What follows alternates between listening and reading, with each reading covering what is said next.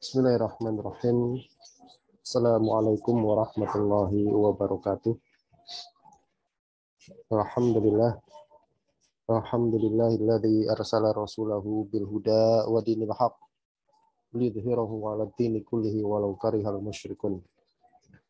Asyhadu an la ilaha illallah wahdahu la syarikalah wa asyhadu anna Muhammadan abduhu wa rasuluh. Allahumma shalli wa sallim wa barik ala nabiyina Muhammadin wa ala alihi wa ashabihi wa man tabi'ahum bi ihsanin ila yaumiddin. Allahumma inna nas'aluka 'ilman nafi'a wa rizqan thayyiba wa 'amalan mutaqabbala, amma ba'd. Ayyuhal ikhwah, hafizakumullah. Alhamdulillah, pada pagi hari ini Allah masih memberikan berbagai macam nikmat kepada kita, sehingga di bulan Ramadan ini kita masih bisa kembali melanjutkan pengajian kita, membaca kitab Mukhtasar Minhajul Qasidin yang ditulis oleh Al-Imam Najmuddin Ibnu Qudamah Al-Maqdisi rahimahullahu ta'ala. Sebuah kitab yang berbicara seputar bagaimana kita membersihkan dan menata jiwa-jiwa kita, atau yang biasa disebut dengan tazkiyatun nufus, pembersihan jiwa. Sebuah ilmu, cabang ilmu di dalam Islam yang cukup penting, yang bahkan dimasukkan oleh beberapa ulama sebagai salah satu ilmu yang fardhu ain, karena ini berkaitan dengan penyakit-penyakit hati. Ikhwahfillah hafizakumullah. Pada pertemuan sebelumnya kita sudah membahas atau kita masih berbicara seputar bagaimana cara supaya kita ini kemudian tidak mudah untuk iri, tidak mudah untuk hasad kepada nikmat yang diberikan Allah Subhanahu wa taala kepada orang lain. Jadi salah satunya adalah dengan memikirkan, dengan berpikir bagaimana bahwasanya nikmat-nikmat Allah Subhanahu wa taala itu adalah nikmat yang luas, nikmat yang tidak terbatas pada seorang saja. Kita lihat di sini, bismillahirrahmanirrahim. Qala al-musannifu rahimahullahu taala rahmatan wasi'ah wa nafa'na bihi wa bi ulumihi fi dharain amin. Berkata penulis rahimahullah, walihada, dan oleh karena itulah, la taran nasa yatazahamuna 'alan nadhari ila zinati sama. Oleh karena itulah kamu atau kita, kamu tidak melihat orang itu yatazahamun, mereka saling berdesak-desakan, saling bersaing, 'alan nadhari ila zinati sama, untuk melihat zinatis sama, perhiasan langit.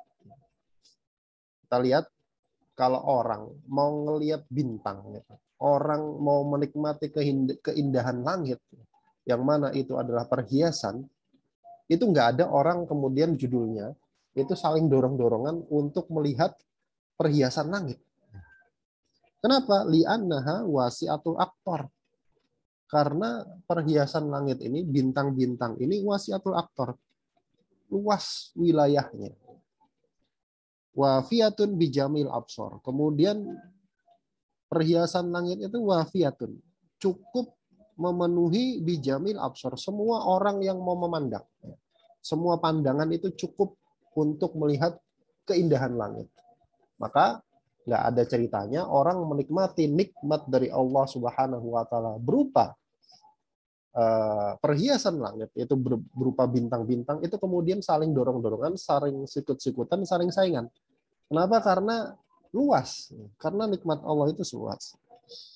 Kemudian kata beliau, fa'alaika in kunta syafiqan ala nafsika antatluba na'iman la zahmata fihi.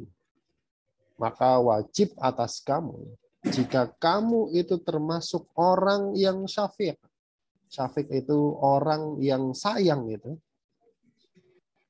orang yang mencintai, ala nafsika, dirimu sendiri. Kalau kita itu sayang terhadap diri kita sendiri, itu antatlubana iman la zahmata fi, untuk mencari nikmat yang tidak bakalan ada perebutan di situ.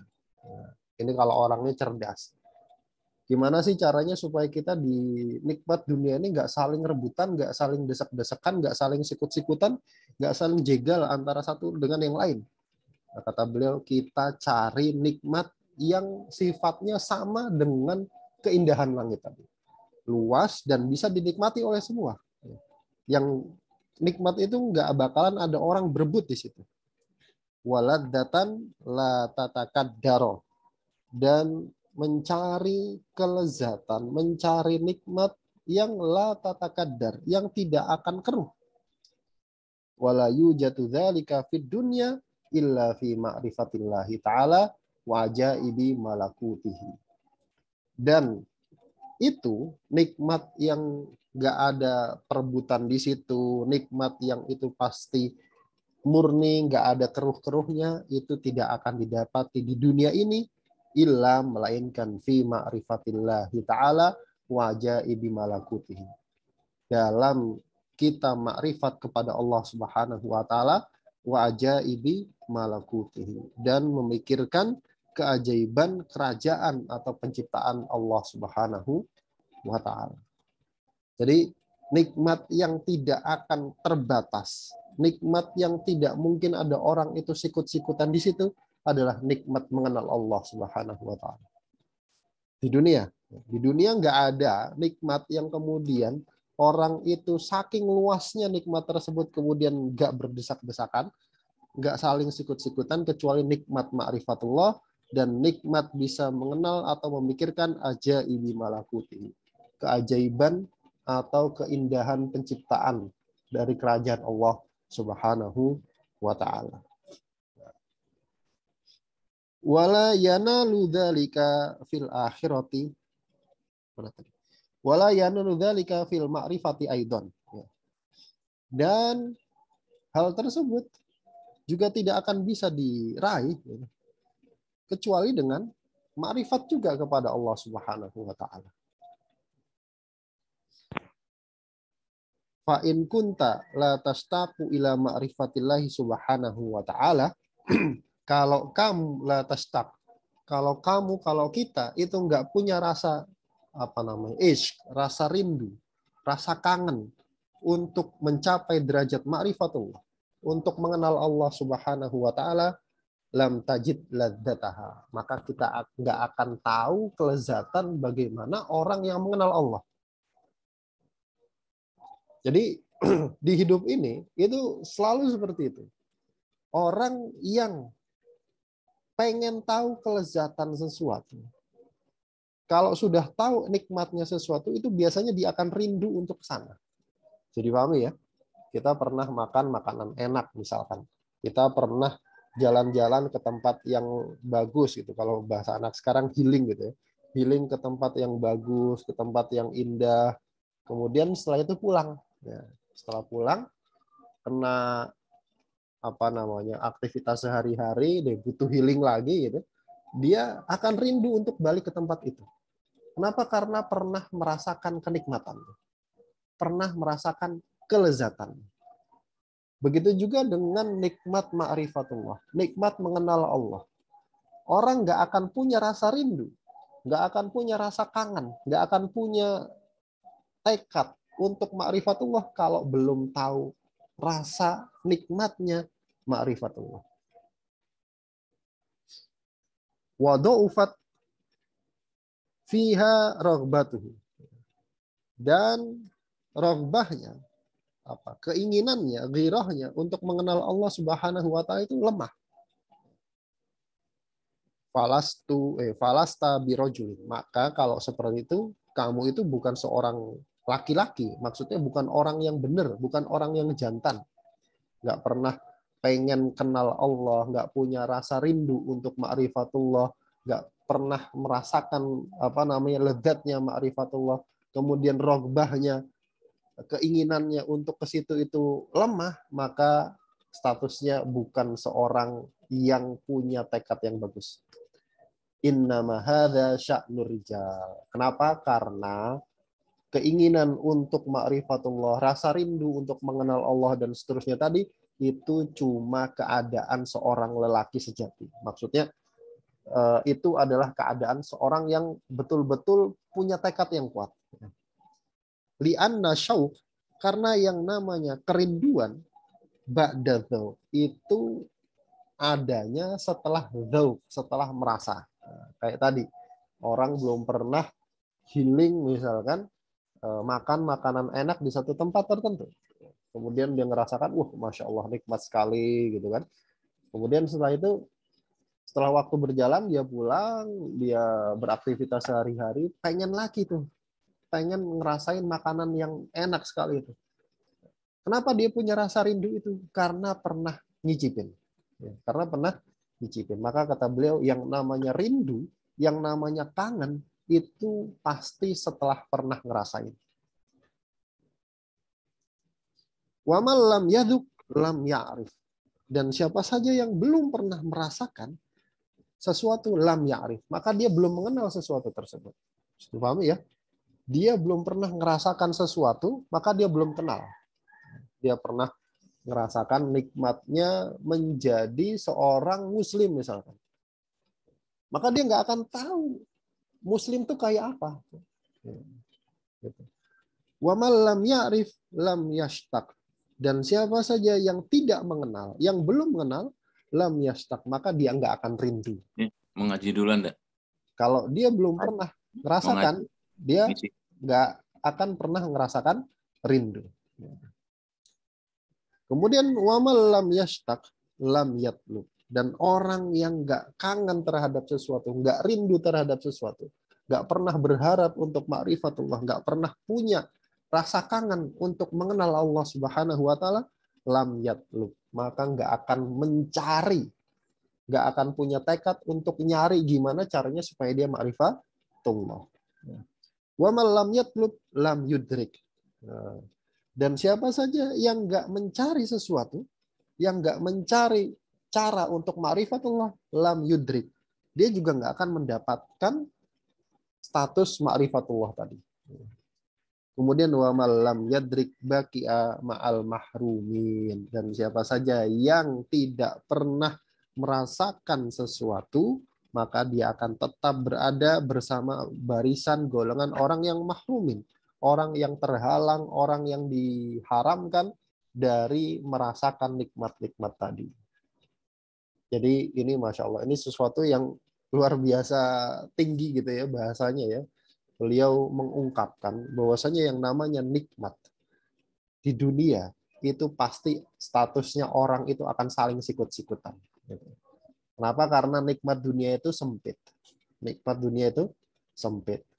Kalau mau nyari nikmat di dunia ini, yang statusnya itu orang nggak sikut-sikutan, nggak saling jegal untuk dapat nikmat tersebut, yaitu apa? Cuma satu. Nikmat ma'rifatullah. Nikmat kenal Allah Subhanahu wa taala. Bagaimana caranya supaya kita punya rasa rindu untuk ma'rifatullah, maka harus punya atau harus pernah merasakan bagaimana nikmatnya ma'rifatullah. Kenapa? Karena tadi ya, orang yang nggak pernah merasakan, dia nggak kenal. Orang yang nggak kenal, dia nggak rindu. Orang yang nggak rindu, maka dia nggak akan mencari. Orang yang nggak mencari, dia nggak akan dapat. Dan orang yang nggak dapat sesuatu, maka dia akan tetap begitu aja. Sampai nanti dia mau berusaha untuk mendapatkan hal tersebut. Kemudian kata beliau, "Tsumma qala al-musannif rahimahullah, wa'lam, dan ketahuilah, annal hasada, yang namanya hasad itu minal amrodil azimati lil qulub. Hasad itu adalah penyakit besar yang ada di dalam hati. Artinya hasad ini adalah penyakit yang cukup parah gitu, yang cukup berat menimpa hati seseorang. Wala tudawi, dan tudawa ya, wala tudawa amrodul qulub illa bil ilmi wal amal. Maka penyakit hati ini gak akan bisa diobati. Penyakit hati secara khusus hasad dan secara umum penyakit-penyakit hati yang lain itu tidak akan bisa diobati kecuali dengan ilmu dan amal. Kecuali dengan ilmu dan amal. Nah, itu sudah menjadi kaidah dasar ya.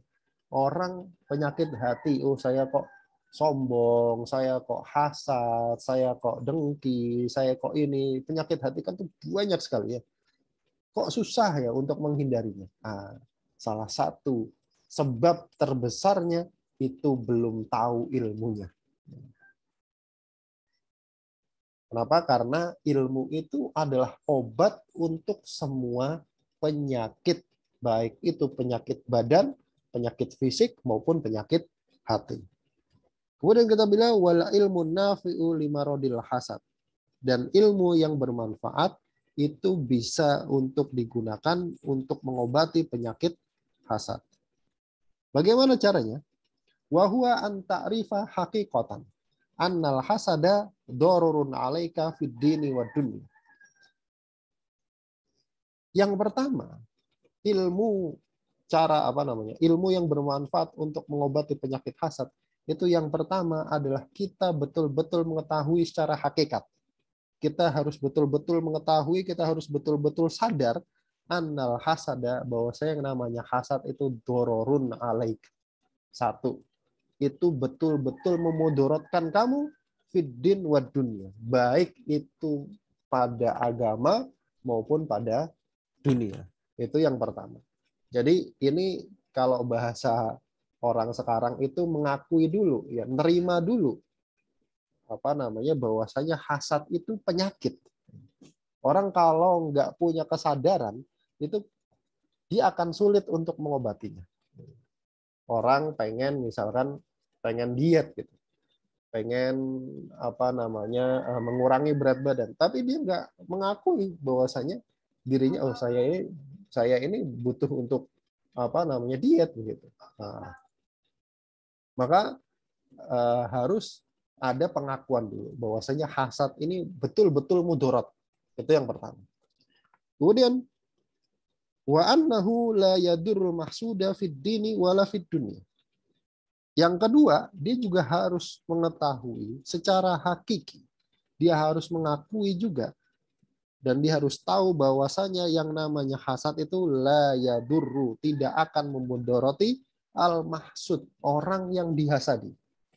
Kita hasad sama seseorang, hasadnya itu mudarat, dan orang yang dihasadi itu nggak akan kena mudarat sama sekali, baik itu pada agamanya wala fid dunya, juga pada status dunianya. Bal yantafi'u bih, bahkan orang yang dihasadi itu bisa dapat manfaat dari gara-gara hasad kita. Wa ni'matu la tazulu anil mahsudi bihasadika, sedangkan nikmat yang ada pada orang yang kita hasadi itu tidak akan hilang dengan sebab hasadnya kita. Kemarin kan sudah disebutkan ya tadi di atas juga, kenapa sih orang itu hasad? Karena dia iri terhadap nikmat yang ada pada orang tersebut. Nah, yang namanya nikmat itu nggak akan hilang meskipun kita hasad sama orang. Walau lam takun tu'minu bil ba'thi lakana muqtada al fatnati in kunta akilan. Kemudian kata beliau, walau lam takun tu'minu bil ba'thi lakana muqtadal fitnati in kunta akilan antahdara minal hasad. Taruhlah gitu. Taruhlah, andaikan kamu itu, kita itu nggak beriman kepada hari kebangkitan. Seandainya kita itu nggak beriman kepada hari kebangkitan, lakana muqtadal fitnah, maka pasti muqtadal fitnah, tuntutan dari fatonah. Fatonah itu kan kecerdasan. Kalau orang cerdas, meskipun dia nggak beriman kepada hari kebangkitan, itu antahdara minal hasad. Itu pasti dia akan menghindar dari hasad. Kenapa? Karena tadi disebutkan hasad itu nggak memudorotkan dunianya. Kemudian orang yang dihasadi itu juga nggak hasad itu mudorot. Itu berat bagi orang yang hasad. Yang dihasadi itu dia nggak kena mudorot. Nikmat orang yang dihasadi nggak hilang. Nah, seandainya nggak ada hari kebangkitan pun, orang yang cerdas itu nggak bakalan hasad. Kenapa? Lima fihi min alimil qalbi ma ada min nafi. Karena hasad itu penyakit hati. Berat orang hasad itu loh. Orang hasad itu bukan sesuatu yang enteng gitu. Tiap hari mikirin si fulan, si fulan nih kok dia lagi-lagi kena nikmat gitu kan. Si fulan kok lagi-lagi dia seneng gitu kan. Itu berat itu dipikirin itu berat kok. Kok dia kok hidupnya enak ya. Padahal kan orangnya gitu-gitu aja gitu. Sama dia sama saya kan bagusan saya gitu. Pinteran saya. Dia sama dia status sosial tinggian saya. Dia sama dia orang tuanya bagusan saya. Terus seperti itu. Itu bisa jadi penyakit fisik itu yang kayak gitu. Ya. Hasad itu penyakit hati, ya. Berat pada hati, tapi ma'ada min nafi, tapi nggak ada manfaatnya. Sudah dipikirin tiap hari, tapi nggak ada manfaatnya. Maka orang yang cerdas itu pasti akan meninggalkan hasad. Meskipun dia nggak beriman kepada hari kebangkitan. Meskipun dia nggak beriman pada hari kebangkitan. Fakaifa wa anta ta'lamu ma fihi minal adzabi fil akhir. Maka bagaimana lagi kalau kamu itu tahu bahwa saya di sana itu ada azab akhirat bagi orang yang melakukan hasad.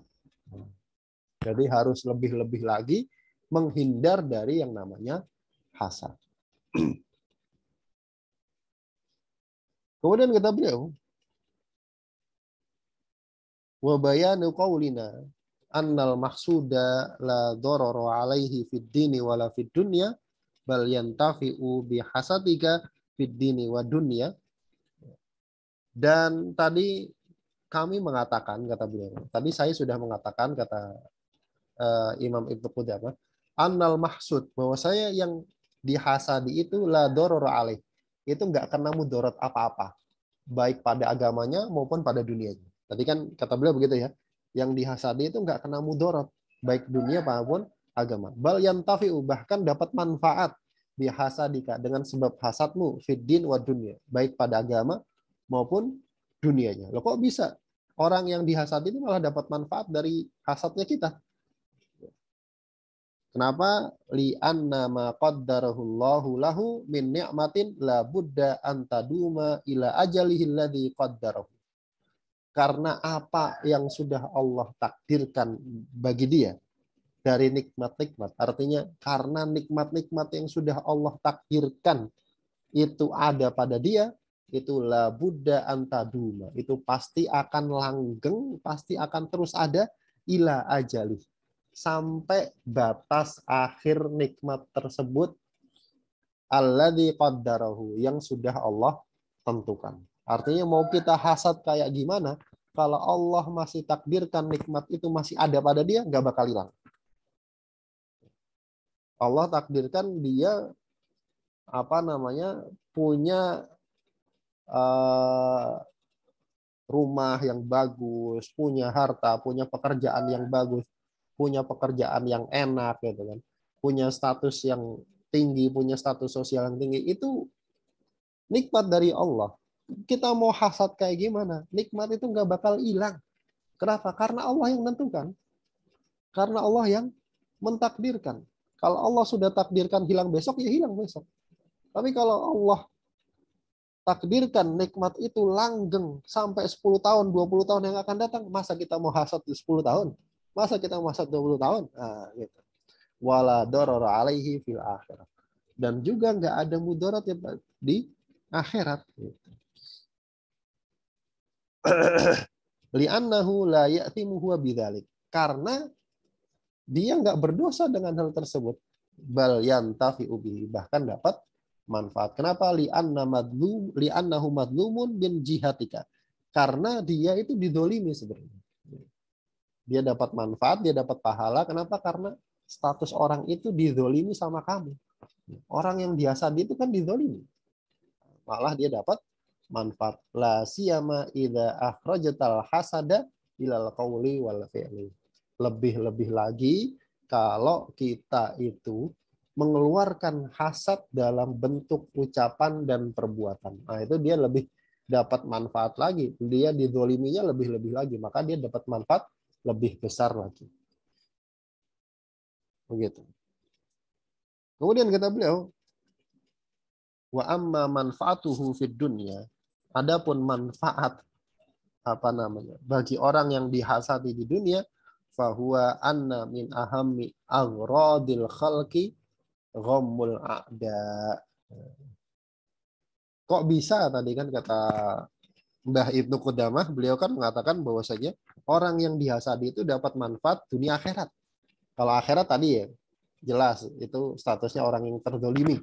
Nah sekarang di dunia, apa manfaat bagi orang yang dihasadi tadi? Ya, kata beliau, anna min ahammi aghradil khalqi, bahwasanya sifat dasar makhluk, sifat dasar tabiat gitu ya, tabiat seseorang itu di antara ahammi agrod, di antara tujuan terbesar seseorang itu ghamul a'da, itu bikin kesel musuhnya. Jadi pahami ya? Itu watak gitu. Itu watak manusia. Watak manusia itu kalau dia punya musuh, kalau dia punya orang yang dia sebelin, karena dia punya orang yang dia gondokin gitu. Dia gondok sama temannya, dia gondok sama tetangganya, dia gondok sama saudaranya, ya sama apa namanya saudara sedarah gitu. Dia gondok nih sama temannya.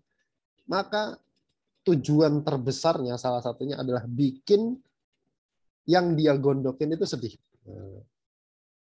Kemudian wala ada ba'adzumu mimma anta fihi minal hasad. Dan tidak ada azab yang lebih besar, tidak ada kesulitan, tidak ada bencana yang lebih besar mimma anta fihi minal hasad, daripada yang kamu rasakan itu berupa hasad. Orang hasad itu kan sedih, orang hasad itu kan galau, orang hasad itu kan memikirkan terus orang yang dia gondokin. Nah, salah satu tujuan terbesar musuh gitu, kalau ada dua orang musuhan gitu, itu pasti satu sama lain itu pengen musuhnya itu sedih. Bagaimana caranya musuh saya ini galau, musuh saya ini merasa berat. Tanpa istilahnya apa? Orang yang hasad itu secara sukarela gitu, secara sukarela itu menyedihkan hatinya sendiri, membuat hatinya sendiri sedih. Itu bentuk manfaat dunia bagi orang yang dihasadi. Kamu menjadi orang yang sedih dengan sukarela. Gitu. Masya Allah. Kemudian kata beliau,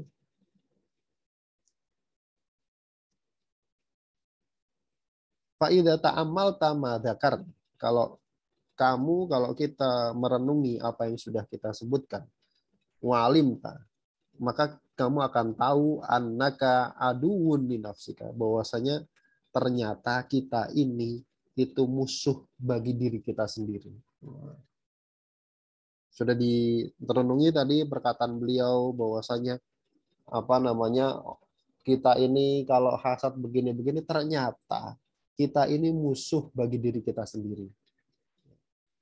Kenapa? Karena ya betul tadi, orang yang hasad itu kan sebenarnya dia sedang melawan dirinya sendiri. Nah, sebenarnya musuhnya itu ada pada diri sendiri. Wa huwa shadiqun li aduwika. Dalam keadaan diri sendiri, jiwa sendiri itu adalah shadiqun, teman, li aduwika, bagi musuhmu. Jadi kita ini musuh bagi diri kita sendiri dan teman bagi musuh kita. Kalau status hatinya seperti itu. Fama misluka illa kamitsli man yarmi hajaran aduwahu liusiba maqtalahu fala yusibahu. Maka perumpamaannya itu sebagaimana orang ngelempar batu ke musuhnya supaya batunya itu kena bagian vital musuhnya tapi nggak kena. Fayarjiul hajaru, kemudian batunya itu kembali ila hadaqatihi al-yumna fayaklauha. Kemudian ketika ada orang nimpuk musuhnya dengan batu supaya musuhnya itu kena batu, batunya malah balik ke orang yang lempar, kemudian batunya itu mengenai matanya. Hadaqah itu biji mata gitu. Ngelempar musuh, batunya malah balik kena matanya yang kanan, kemudian mata yang kanan itu rusak. Fayazidu ghadabu. Lagi ketika keadaan seperti itu tambah marah dia. fayaudu wa yarmi bihajarin asyadda minal awal. Kemudian dia lempar lagi musuhnya dengan batu yang lebih besar dari yang tadi. Fayarjul hajaru ala ainihi al-ukhra fayu'mihi. Kemudian lagi dilempar tadi, batunya malah balik lagi. Kena matanya yang satunya lagi. Fayasdadu ghaidhuhu. Kemudian dia tambah murka, tambah marah. Fayarmihi ats-tsalitsah. Kemudian ngelempar yang ketiga kalinya. Fayaudul hajaru ala ra'sihi. Kemudian batunya itu balik lagi, nimpa kepalanya. Fayasdahu. Kemudian melukai kepalanya. Wa'aduhu salimun. Yadhaku minhu. Sedangkan musuhnya yang dia lemparin itu selamat. Dalam keadaan ketawa. Fahadhil adwiyatu al-ilmiyat. Maka inilah obat yang ilmiah. Fa'idha tafakkarul insanu fihi ahmadat narul hasadi min qalbihi. Kalau seseorang itu mau memikirkan keadaannya, maka api hasad di dalam hatinya itu akan padam. Itu perumpamaan orang yang hasad. Lemparin terus musuhnya. Tapi ketika dilempar musuhnya nggak kena, malah balik itu batu. Kena mata, kena kepala, kena badan, udah penuh luka, compang-camping itu babak belur, musuhnya ngelenggang aja nggak kenapa-napa. Kitanya babak belur. Nah itu perumpamaan orang yang hasad. Nah, itu secara ilmu. Kemudian yang terakhir, secara amalan, tadi kan disebutkan obat hati itu ilmu dan amal. Nah, secara amalan, secara perbuatan itu seperti apa? Wa amalun nafi'u fi. Adapun perbuatan yang bermanfaat untuk memandamkan api hasad, fahuwa an yatakallafa naqido ma ya'muruhu bihil hasad. Maka caranya itu memaksa jiwa untuk melakukan naqido ma ya'muruhu bihil hasad. Kebalikan dari rasa hasad yang timbul. Artinya salah satu cara untuk memadamkan hasad adalah memaksa jiwa melakukan kebalikan dari apa yang diperintahkan oleh rasa hasad tadi. Rasa hasad itu pengennya apa, kita lakukan kebalikannya.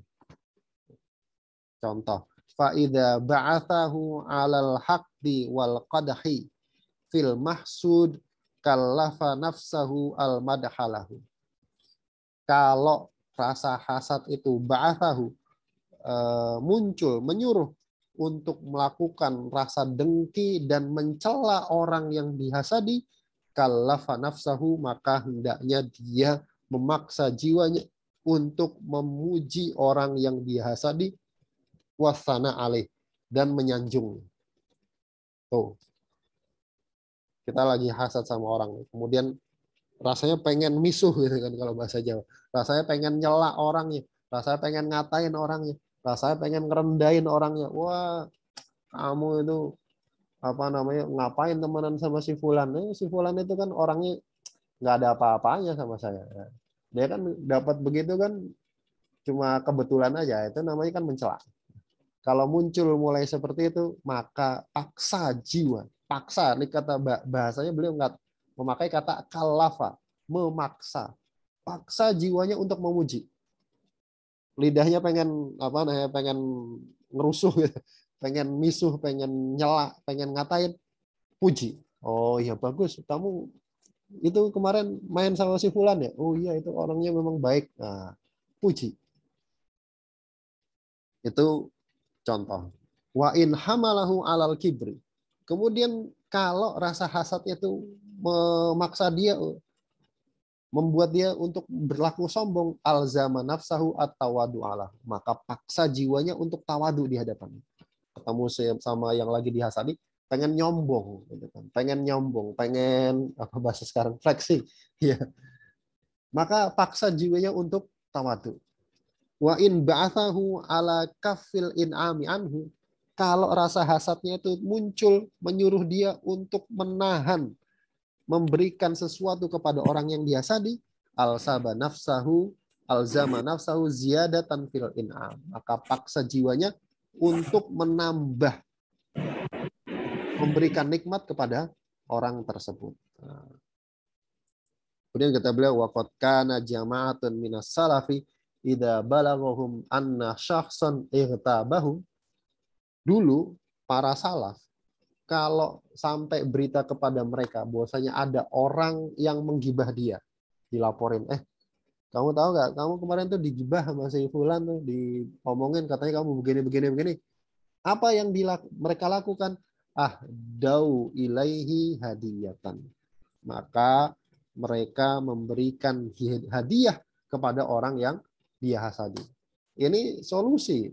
Orang kalau lagi digibah itu kan biasanya pengen, kalau bahasa orang dulu itu pengen ngelabrak gitu kan, datengin, lu kemarin gibah gue ya, gitu kan. Ada orang digibah itu kan pengennya balas gitu kan. Nah, ketika ada dorongan untuk melakukan perbuatan jelek seperti itu, maka paksa jiwanya untuk melakukan kebalikan. Pengen melakukan sesuatu yang jelek, ya jangan, tahan. Mendingan kita kasih hadiah aja. Jadi para salaf dulu seperti itu. Ada orang gibahin dia, malah dikasih hadiah. Fahadihi adwiyatun nafi'atun lil hasadi jiddan. Maka ini adalah obat yang sangat bermanfaat bagi penyakit hasad. Illa annahu murrah. Tapi pahit. Ya. Wa rubbama yusahilu syurbaha an ya'lama annahu idza kana la yakunu kullu ma turidu fa'arid ma yakunu. Dan sesuatu yang bisa membuat orang mudah untuk meminum obat ini, kan tadi kan kata beliau obatnya ini pahit gitu ya. Tapi ada cara untuk membuatnya itu menjadi mudah untuk diminum. Itu apa? An ya'lama annahu la yakunu kullu ma turid. Hendaknya kita tahu bahwasanya tidak semua yang kita inginkan itu bakalan terwujud. Hasad itu salah satu pemicunya adalah ingin satu nikmat, gitu ya. Ingin satu nikmat dari Allah Subhanahu wa taala. Nikmatnya itu malah ada pada orang lain, tapi nggak ada pada kita.